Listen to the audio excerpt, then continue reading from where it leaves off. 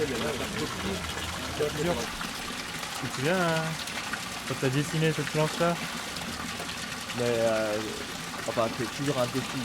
Ouais, C'est pas genre, ouais, carrément. une perspective, tu vois, simple.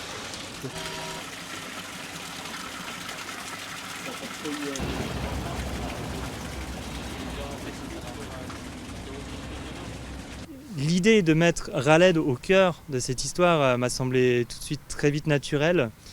Déjà parce qu'il était très identifié de ces familles-là, c'est lui qui a permis aussi cette mise en confiance dans l'échange, et du coup ça semblait essentiel de le montrer en tant que tel, et ne pas cacher justement tout ce côté convivial lié à ces échanges et à la présence de Raled. Non, non, c'était intéressant.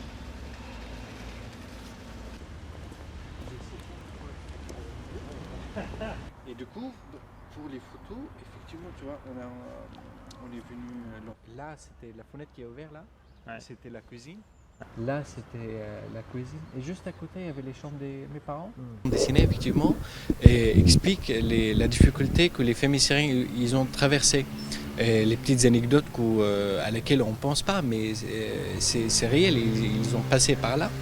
Et par exemple, il y avait pas mal des anecdotes sur le travail, au supermarché, à l'école. Et tout ça, c'était vraiment des trucs à lesquels on n'en pensait pas.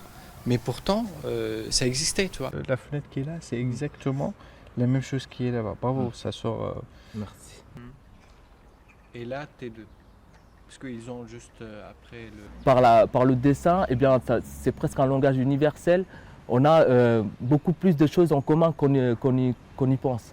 Du coup, j'ai eu beaucoup plus de facilité d'approche avec d'autres réfugiés parce que je dessinais quelque chose qui faisait écho aussi avec leur propre perception et représentation. De Thibault là, parce qu'au début il n'y avait pas des femmes voilées, mais ça renforçait. Ça contextualise.